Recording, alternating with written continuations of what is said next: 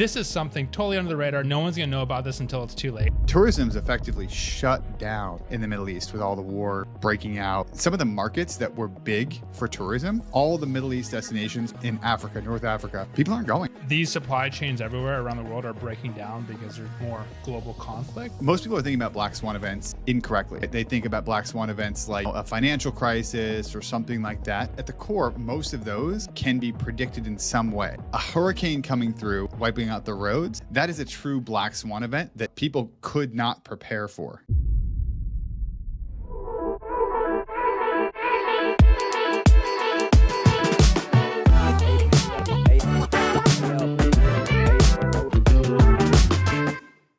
Hey everyone, before we dive in here, we recorded this episode on Monday, and then Monday night, there were some big events that happened.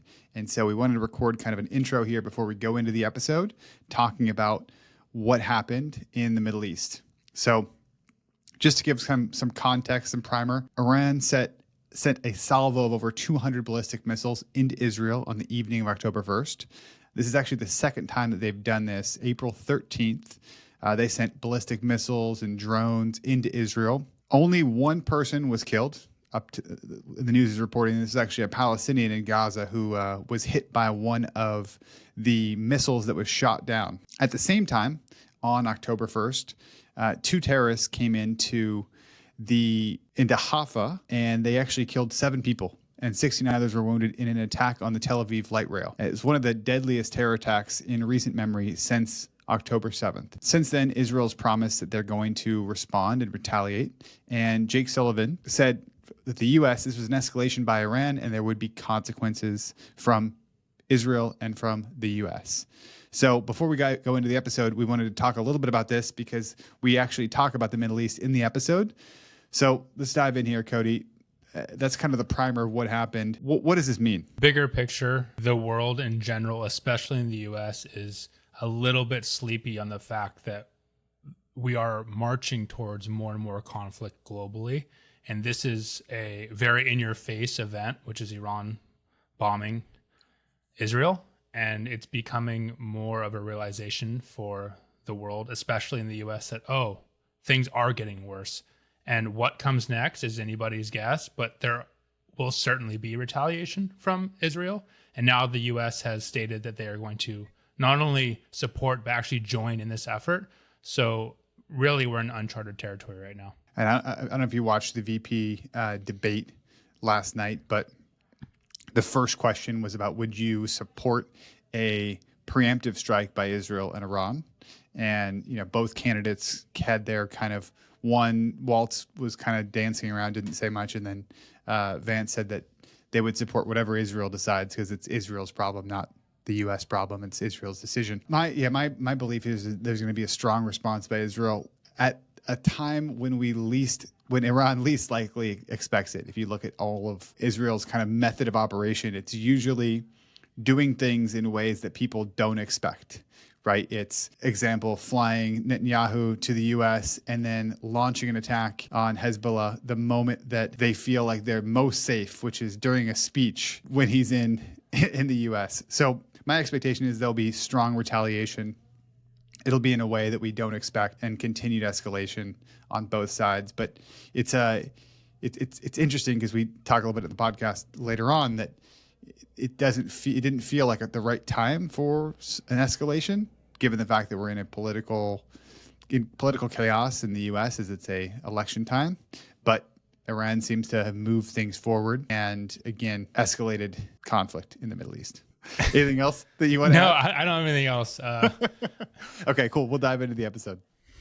What's up, everyone? Welcome back to another episode of the Adventure Capitalist Podcast. My name is Austin Bronner. I'm here with my Florida-based co-host, Cody Shirk, who just got through the hurricane. He was a Florida man in the hurricane. I hate that you just call me a Florida man. I never thought in a million years I would be known as a Florida man, but I guess that's what happens when you live in Florida. But I'm on the east coast of Florida, down southeast Florida, and I avoided most of it. We still got a lot of weather, actually, a lot of rain, a lot of wind, but nothing like the Big Bend, Panhandle area. Did you just get a surf? We surfed a little bit. Yeah, it was pretty good Yeah, actually. that's why I figured you'd be like surfing the hurricane. Yeah, I mean the surf on the other side, like where the surf was the best was Alabama. Alabama was firing, and you never think of Alabama as a surf Nope, destination. you do not think of Alabama as No. a surf area. But it was probably like one of the best places in the world when it was going off. But you know who got really hammered is the Carolinas, Georgia, Tennessee. They got a walloping, and I don't want to smile too much because there's been over 100 people that have died from this event, but they are just not built for the amount of rain they got, and the flooding they're having it's a disaster. It's crazy. Some of the videos in Asheville on Twitter are insane. We have a friend whose mother lives up in the foothills there, like a place you would never expect to be hit with a hurricane. It's like in the mountains, and they couldn't talk. I think she was MIA for 4 days, and they were hoping for the best. And finally, last night she was able to get in contact, and she was okay. But I mean, it's like so many trees are down that there's just no way to get out, and it's going to be like potentially another couple weeks for some of the people there. So it's absolutely crazy. Yeah, so we have some family friends that are coming to Florida to escape the hurricane damage of Asheville. That is something you would never believe. Totally ironic, right? Going to Florida to escape the hurricane. Yeah, we truly are in the fourth turning. Yeah, but you've been on the road, man. You got red eye. Well, you're looking pretty good for flying for the past 100 hours out of the past 105 hours or whatever it was. You were in Dubai, London, and you're back. So tell us about that. Insane travel. Shortest trip to go to Middle East and Europe and back. Left Wednesday, got back Saturday, and spent basically half the time in a plane, but got to go check out Dubai. You know, I've heard Dubai is one of the things you hear a lot about, right? They're paying influencers. A lot of influencers live there. So you see videos of it. They're so good at marketing Dubai. I learned some crazy things about Dubai as well. Second busiest airport in the entire world. 86 million people visit Dubai.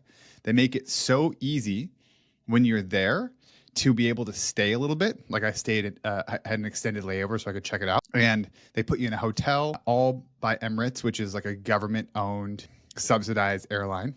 They make it just so easy so you can come in and do what they want you to do in Dubai, which is... Yeah, they want you to spend money there. They want you to spend money. They want you to go there. The whole thing is set up to just suck money out of you. They tricked you. It's like the next level of Vegas. Vegas is really good at sucking money out of your pockets, but Dubai is the next level. So what was I think Vegas is probably still better because of the gambling, but Dubai, it blows them out of the water with everything related to shopping and craziness. What was the vibe check on the ground? Like you arrive there. What's the like? Because for me, I'm not a Vegas guy. I can appreciate it. I think it's amazing. Dubai is, it's impressive, but it's just not my scene. So what was the vibe check on the ground? It's not my scene either. I landed at 6 and I had until 8 a.m. the next morning. And I knew I wasn't really going to sleep because I was the opposite time zone.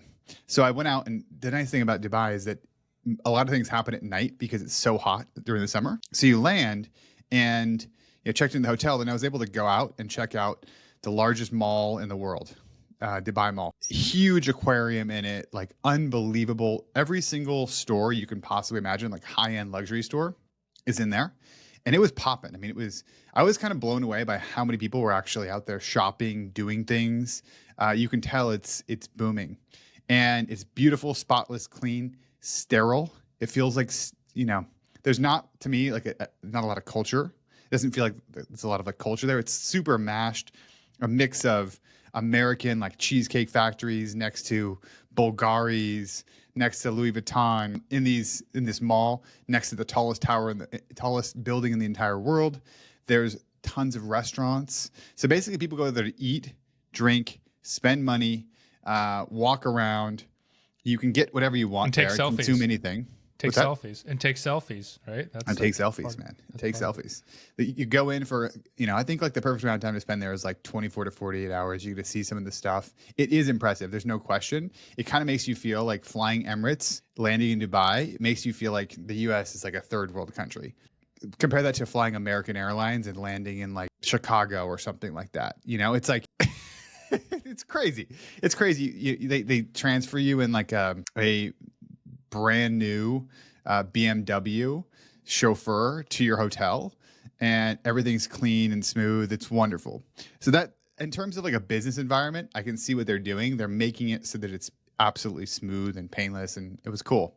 I'm happy I saw it. I don't need to go back there and spend a lot of time. I would never want to live there, especially with kids. It's a unique place to see, and you can kind of see like how, we've talked a lot about Guyana here on this podcast, and one of the tropes is like Guyana, Georgetown will be the next Dubai, and they have a long way to go. But you can see kind of the blueprint of taking oil money and turning it into something that's more sustainable and drive tourism. Georgetown going to be Dubai. I don't know about that, but we'll see. Yeah, I think there's a lot of stuff that needs to change, but really, like my whole reason I was going there was I was headed to London to go to a big meeting. It ended up being in the newspaper with the president of Guyana and then the head of the founder of Abercrombie and Kent, Jeffrey Kent. And by the way, for everyone listening, Jeffrey Kent, founder of Abercrombie and Kent, wrote a book called Safari. Highly recommended read. I think it was ghostwritten, so I don't want to say it's like some literary masterpiece, but the story is amazing and super inspiring. He's just such an incredible, interesting life. I mean, guy who grew up in Kenya and he really pioneered the first safari with a camera. So before that, everyone was going over to Africa shooting animals. That was like that's what a safari was. You'd go over there and shoot animals. He was the one who first pioneered, well, let's just go over there and take pictures. And you think about where it's gone from 1962, I think is when he started it, to today. You really associate safaris with going over there and taking them with photos. And the guy has built an incredible, incredible business and has an incredible life. And it was very, very cool to go in there, be involved with that meeting. Really got to spend some time kind of like talking about the future of Guyana, what's happening and what's changing over there, and talk about tourism in Guyana, which I think is something we've talked about in the podcast substantially as a potentially booming area, right, going forward. So I know we're kind of being a little bit careful what we're saying here, but you just met with the president of Guyana in London with Jeffrey Kent, and you and I met with the president in Guyana several weeks ago in Guyana, and we've kind of been working on trying to get ecotourism down to Guyana, and we can't predict anything yet, but there's certainly forward progress with this whole project. Totally, it's a lot of progress, a lot of things moving in the right direction, and a lot of excitement about it. And I think one reason as well is like you see what's happening currently in the Middle East, and tourism's effectively shut down in the Middle East with all the war breaking out, and some of the markets that were big for tourism that have been big. Think about Egypt, Morocco, all the Middle East destinations in Africa, North Africa. People aren't going. And there's going to be a shift back, I think, to kind of Latin America and what's going on down there. So it was cool. Got to see, was in London for 24 hours, basically, a little bit over 24 hours. And London's beautiful.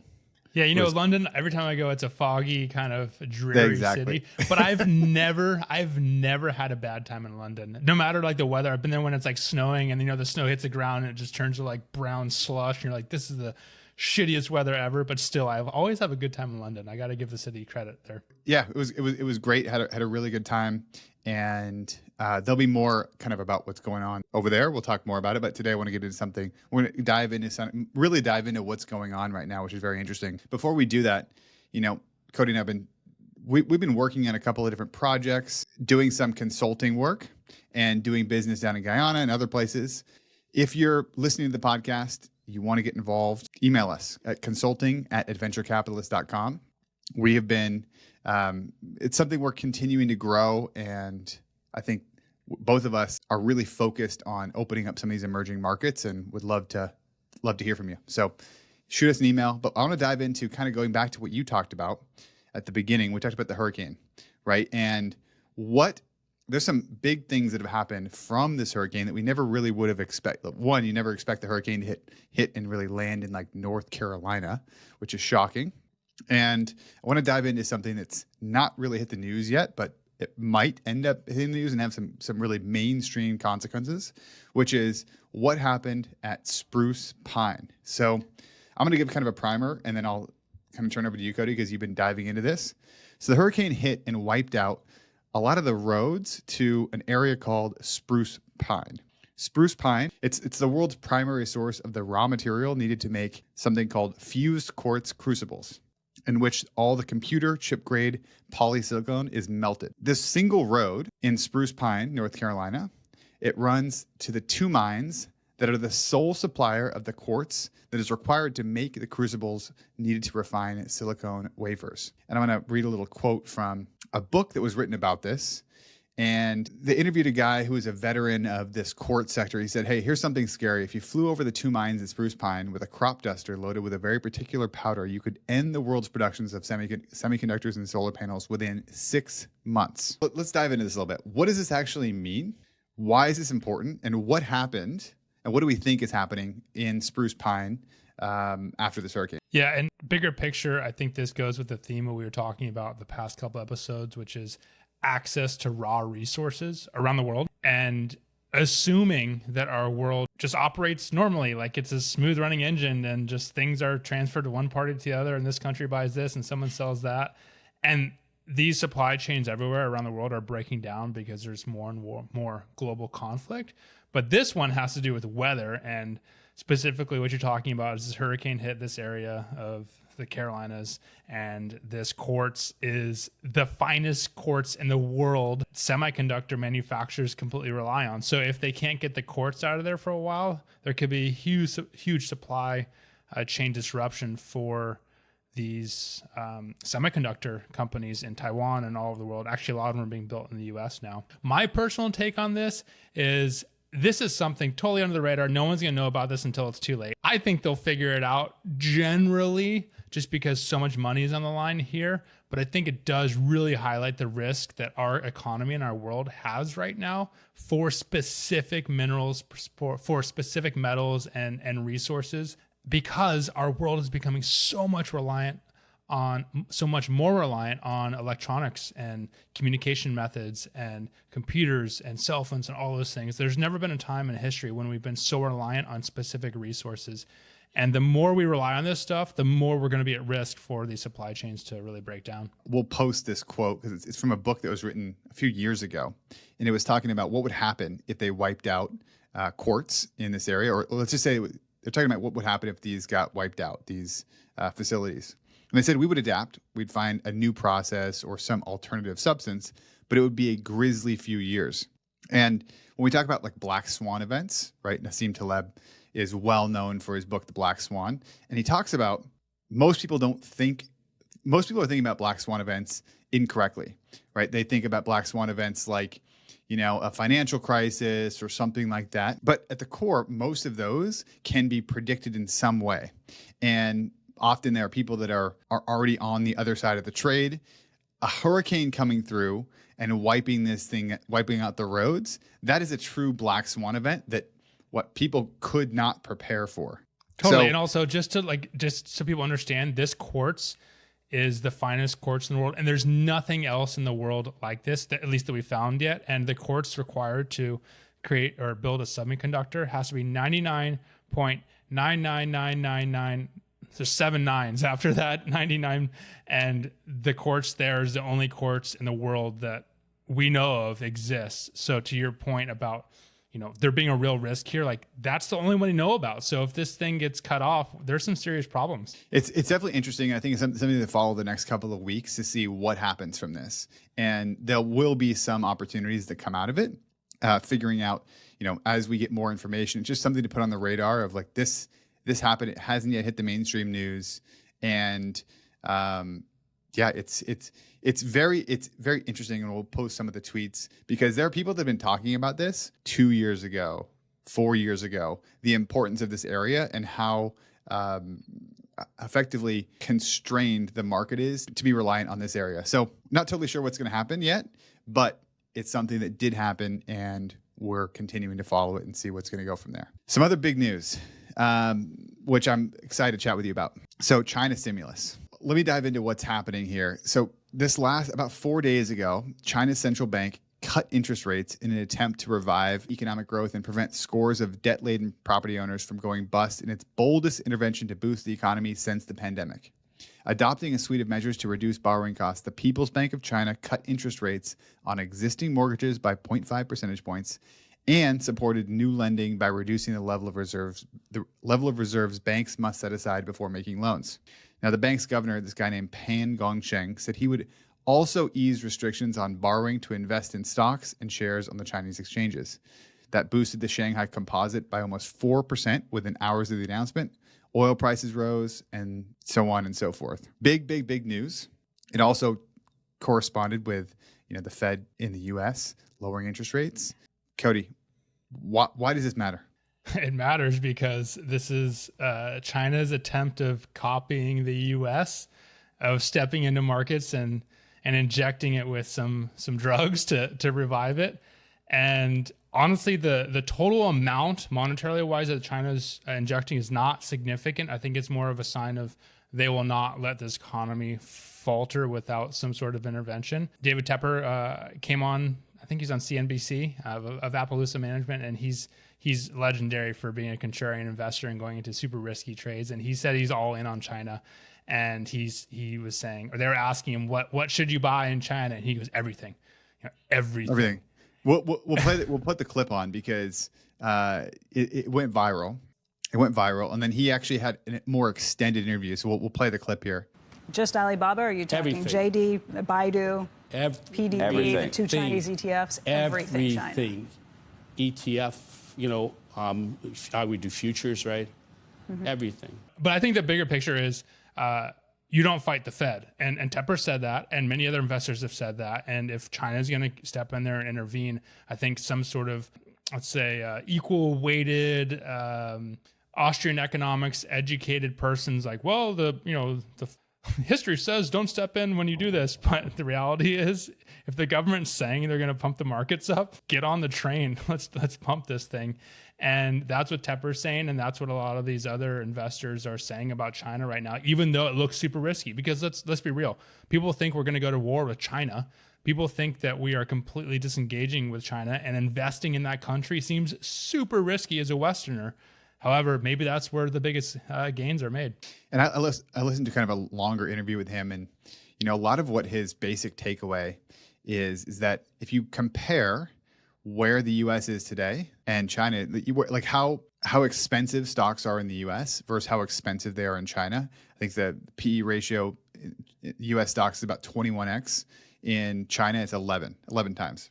Yeah, the U.S. is super expensive right now. The U.S. is very expensive right now. China's cheap. Most of the world's pretty cheap. Exactly. U.S. is very expensive. U.S. is very expensive. If you go and look at some of the fear greed indicators, right? You bring them up for the U.S. stock market. We're in like the extremely greedy territory. And his basic idea is, okay, well, we've got the U.S. saying that we're going to back U.S. stocks. We've got China saying they're going to do whatever to boost their stocks. One of them is more expensive than the other one. So which one has more room to run?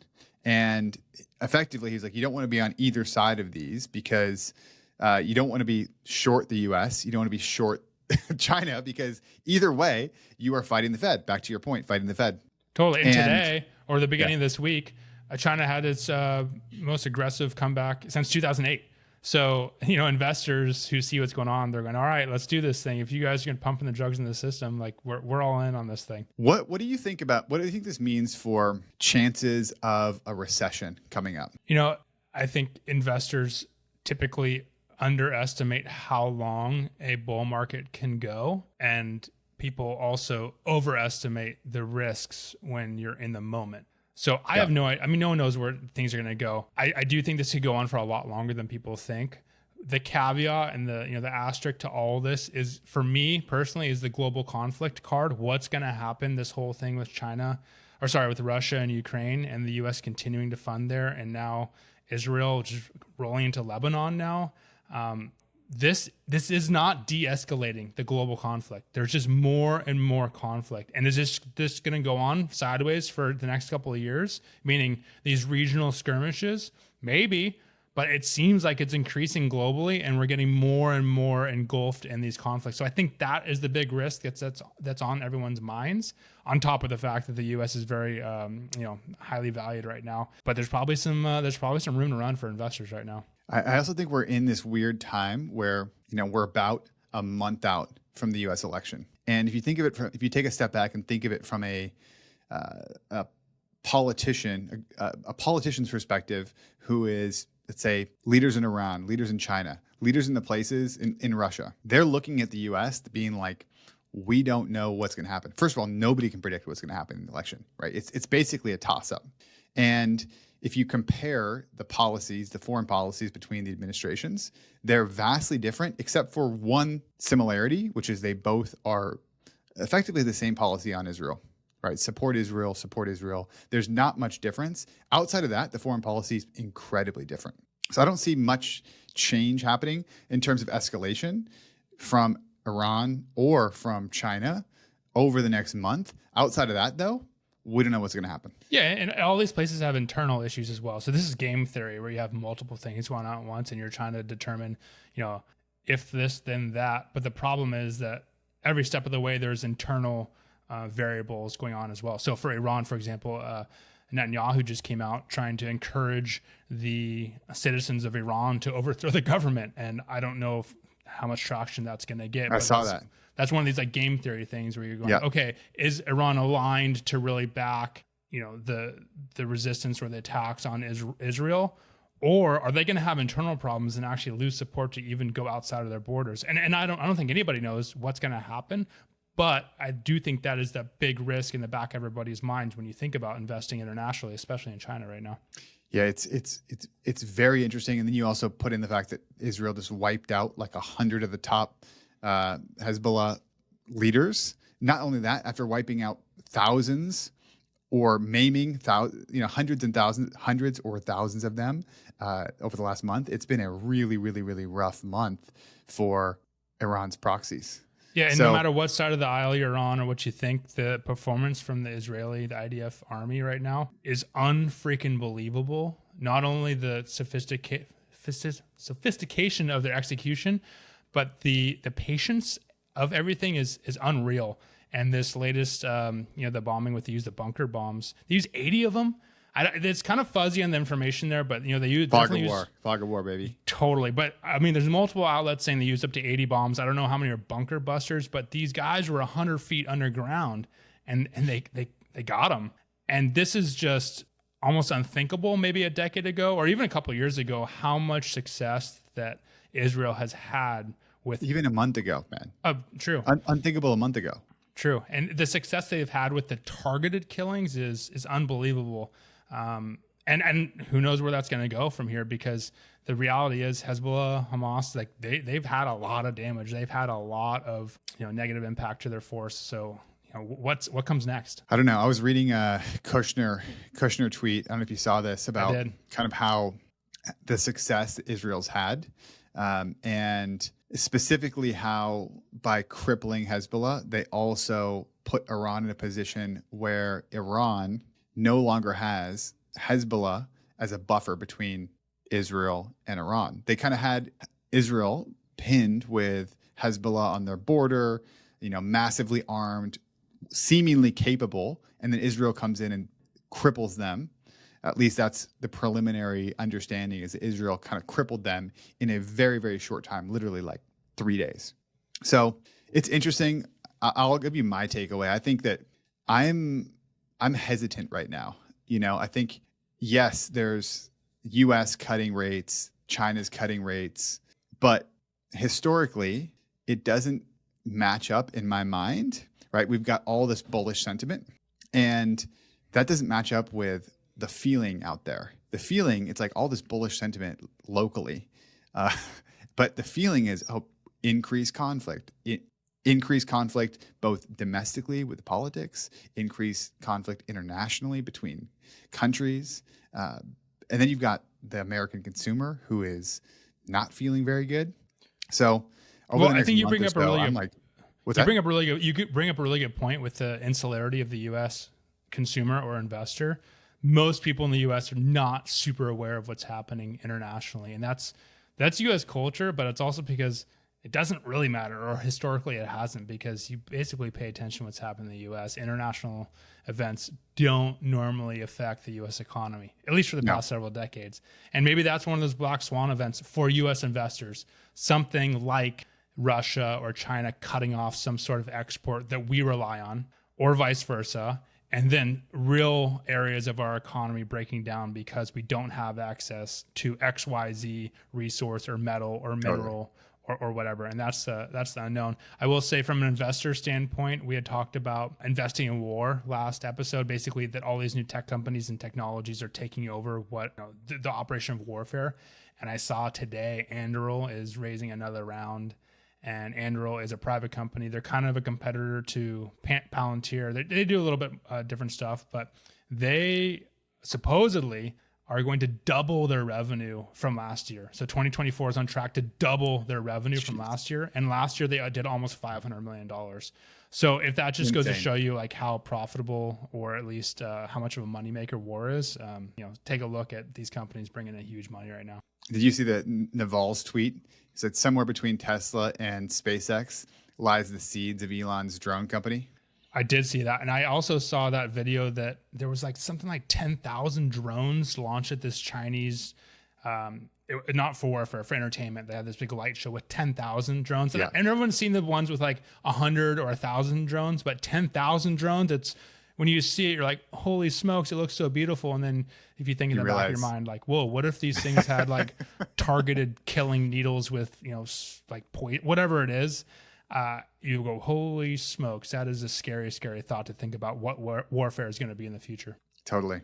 So yeah, my takeaway is I'm taking a little profit here. I'm looking at like, it just, in my mind, we're hitting all-time highs, and it feels a little bit off.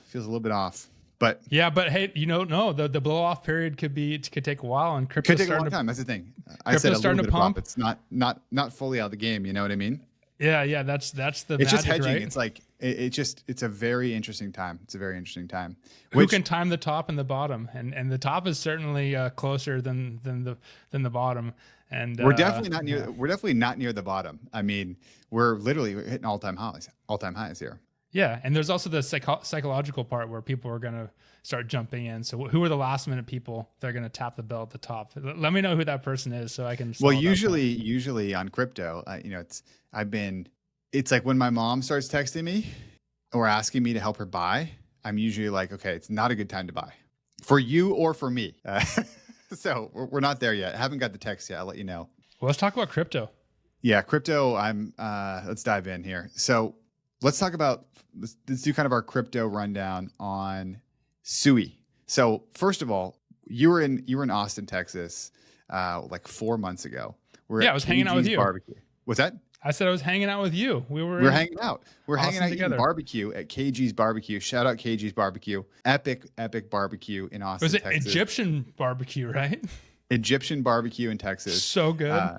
It's probably it's my favorite barbecue in Texas, and it's so good. We're sitting there in line, drinking a beer, and you'd been telling me for the previous day about SUI, and then we look in front of us and we see there's 3 people with SUI shirts, and you're like immediately jump into conversation with them and ask them, and you find out who were they again? So they were, I don't know their official titles, but they were part of the core developer team of SUI, and of course when you start doing things in the world, when I say doing things, just taking action, you all of a sudden start to have all these coincidences. And I've had a lot of that in my life. And a lot of it's luck for sure, but a lot of it's just, taking action on things. And this is one of those perfect examples. I cannot explain how we literally bumped into these people, but they were the core developer team of SUI, which I have been messing around with for several months. I think SUI is a super interesting cryptocurrency. There's a lot of use cases. And the reason why I started using it is because it's really easy and really fast. And I'm pretty technically savvy, but I'm not a coder or anything. And I was like, wow, this currency is far easier to use than any other crypto I've ever used. So I was just messing around with it for a while. And then I saw him in line with us. I was like, let's start talking. And so the girl who I was talking with, she was like, hey, we're just launching this new service. It's called Stashed. It was new at the time. It's probably a couple months old now, several months old. And the way that you can transfer crypto is with an email address. So she's just like, give me your email address. And she just sent me 10 SUI just on the spot. It took 2 seconds. And, with Bitcoin or other cryptocurrencies, And by the way, for the Bitcoin maxis out there just like crying right now, don't worry, I'm not going to commingle the two. Bitcoin is God and cryptos are shit. But the use case for SUI for me was so evident when I was using it. And then when she sent me the email in line right there with 10 SUI, I was like, holy smokes, people are going to catch on to this big time. So SUI's been a huge run the past couple weeks. And it's I think ripped. What is it up right now? It's up 122% over the last month. But to put that in perspective, it's about even to when it launched. But there's a bunch of reasons for that, which we're going to talk about in the cons of it. But yeah, it ripped over the last month. It's been probably the top performing coin over the last 30 days, and so it's made a big move. So you've been using it. Give us kind of a rundown, like. What do you do with it? Yeah, it's a great question. I think that's what a lot of people wondering. Like, what do you do with cryptocurrency? Like Bitcoin, I would say in general is a store of wealth and enables you to transfer value from one party to another without using a centralized entity like a bank or whoever. So it provides freedom for someone to transfer wealth. Other cryptocurrencies are similar. I would just say that they provide other advantages or services. SUI is same thing, you can transfer from one person to another, but there's other parts of this system that are being developed right now to be the new Web3. And what is Web3? Web3 is where all these services and products exist in the cloud. One example, they have a project called Walrus, and it's this decentralized data storage service. So basically on the SUI protocol, you could store your files, your images, your music, your videos, whatever, on this Walrus part of SUI, and it's all decentralized, on and on. I'm oversimplifying this tremendously, but the point is that this is a cryptocurrency that if it gets a lot of traction, it could be a huge part of how people are doing business. But on the back end, it's like the plumbing of business, the plumbing of infrastructure and finance. That was way oversimplified. I feel like I'm trying to make it super let me simple. dive into a little bit more. So like when you like specifically, how are you using it? Right. So I know like DeFi, the decentralized finance, they're big.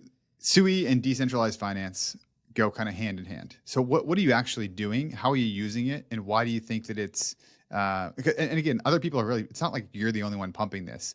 Like Raoul Paul is pumping it. He just released this report on it and why he's been an early investor. Lots of VCs are into it, right? It was kind of, I think the founding team was actually on Facebook, worked at Facebook, and they were working with Zuck to launch. They were on the Facebook Libra coin. project. Yeah, they were on the Libra. They were on the Libra project. Yep. And the team that got shut down, part of the team went to go develop SUI. Part of the team went to develop Aptos, which is another cryptocurrency. But SUI is the one that's really gotten the traction. And before I miss a chance to distance myself from Raoul Paul, good guy, I've met him a couple of times. I just don't want to be this like guy like, yeah, go out and buy a SUI. I just think it's an interesting opportunity right now. But just to answer your question directly, what do I use it for, or what do people use it for? Let me give a very basic example. It's very difficult to get loans. Let's say you want to buy a home somewhere. Yeah. What if your wealth is in crypto, or what if your wealth is in whatever? SUI is a way where you can transact party to party to lend money and then put an asset on the other side as collateral. So for example, if you have a lot of SUI right now, if someone has a lot of SUI, which is this cryptocurrency, you can lend it out. Or you can lend it out on these DeFi platforms where you can generate a pretty meaningful yield. And I actually talked about this about 6 months ago. You can go on a site called scallop.io, and you can do lending, and it's not 3, 4, 5% yield. You've got 20, 25, 30% yield on all these different cryptocurrencies, including the US dollar cryptocurrency. And SUI is the platform that it runs on. And so it's very fast, it's very inexpensive to make transactions. And from the user side, it's pretty seamless. So, if you think of lending money in a traditional bank or putting money in your brokerage account or in your savings account, banks have caught up a little bit, but you got to log in, you got to do this, this and that, and your yields, whatever, 3, 4, 5%. Here, you can go and do instantaneous transactions, have a wide variety of products you can lend on, and the yield is like off the charts compared to traditional finance. So I'd say right now, that's probably the most obvious or most easy to understand use case for SUI right now is just the ability to lend and borrow. fast. And I mean, that's one of the biggest challenges with the other cryptocurrencies. When you send Bitcoin, it can take like 15 minutes, and it's fairly expensive to do. And then, it's not that easy, which I think at the core is also somewhat of a benefit, like a feature for Bitcoin is like, I don't know, not really. It'd be better if you could transfer it fast, but at the time, because of how challenging it is, I think that it's led people to holding it longer than they otherwise would if it was very easy to transact with. Yeah, I mean, people just call it digital gold, and if you want to hold on to that definition, great. But the reality is, if you want to go buy a cheeseburger, like the Visa network, MasterCard, or Visa or MasterCard works in a second. You can go charge your credit card in a second, but you can't wait 15 minutes for payment to settle on Bitcoin. And by the way, sometimes it's much, much slower if the network is really congested. And the same with Ethereum is having the same issue.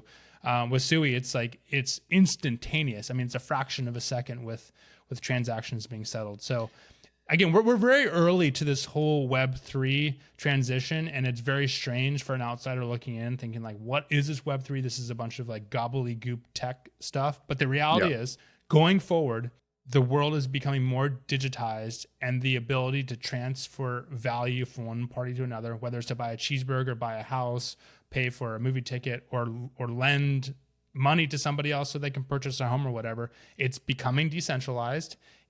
Banks and central institutions are losing their grip over this whole world, and you can just see the adoption, especially outside the US where banking isn't as well developed, the hunger to transact on crypto platforms. Downsides, I mean, cons, one that I'll mention is that it's a coin, a lot of VCs are involved with it. One of the big criticisms is that there's a lot of VCs that are holding it and have the kind of like lockup periods, which will put downward price pressure when at certain points, if it goes up, they're going to want to sell, get their money back, and it'll bring it back down. What's your take on that? Have you looked into it? What are your thoughts? Yeah, that's a huge concern. I'm not super concerned with SUI specifically. Solana had the same issue. A lot of other cryptocurrencies have this issue, and what you're talking about is the early investors have the value locked up, and as soon as it is able to be unlocked, they sell. And this happens in public stocks too, or people who are early investors in companies that IPO. Usually you have a 6-month or 1-year lockup period, and once that lockup period expires, you can sell your shares on the open market, and the share price of a company will tank. And that's what the fear is with SUI. There's an unlock. There's been several unlocks, and it has been a little bit negative with some downward pressure. I'm not super concerned because the crypto markets right now are pretty bullish, and China just pumped money, as we were talking about earlier. The US is probably going to pump soon. And more people are realizing, okay, do I want to hold my wealth in money, like US dollars and traditional fiat currencies, or do I want to start transferring my wealth into crypto? So a lot of these early investors, I mean, maybe some will go for the exits, but a lot of them might feel more comfortable just holding on to it. So I'm not super concerned by these unlocks right now. And at the core, right, if it continues to be used and is an actual really valuable tool over the long term, it'll go up. So it's definitely interesting. We wanted to highlight it today on the podcast, and it was just interesting as well that you talked about it months ago. We ran into them, and then boom, it's been ripping. So I was super early to Bitcoin. I was like super. I was so early to Bitcoin that I screwed everything up and basically lost it all. But this is my first one where I've kind of been like a little bit early, and I'm like, oh, okay, I'm just gonna do all I can to be super smart about the situation and really be patient with this whole process. So if you're hearing this right now, you're probably still early to this whole SUI thing. And by the way, even if you're skeptical of SUI, just go out and use it. Just practice, put $5-10 into it, start doing some transactions, mess around with it, see how it works, and you'll get more comfortable with it. But it'll also give you perspective of why this might be a really big thing in the future. And you can buy it on Coinbase. Yeah, really. By the way, this is all legal. Everything is legal. Yeah. This isn't some like underground, dark one thing. One also thing that we can't discount is it's got an attractive price. When I say that, even though it's expensive in the whole scheme of things, when you look at like the market cap, it being like $1.77 at the time of this recording, psychologically, for a lot of like the meme coin crypto investors, it feels cheap, and that to me, it's one of those things where it's psychologically when people pour in money, and again, a lot of this stuff in crypto is like gambling and betting. They're like, oh, well, that's only $1.77. I can buy 500 of those versus, 65,000, 63,000 for a Bitcoin. So psychologically, it feels like the return can come back, even if the market cap doesn't reflect. It's not actually as cheap as some of the other meme coins out there, but it's just interesting and big takeaway. If I have no price prediction here, but if SUI was to catch up to probably the biggest competitor, which is Solana right now, the market cap of SUI would have to about 15 to 20x from right now. Very rough numbers, but as an investor, you think, over a 10x opportunity here, super high liquidity. This isn't like some investment where you're locked up forever. It's a pretty interesting play. Totally. All right, dude, good episode. Good stuff. Would love to hear from you guys what your thoughts on, let us know what you think about SUI, thoughts about China. Hit us up on Twitter at Abron, at Cody Shirk, and hope you guys enjoyed this episode. We'll talk to you guys on the next one.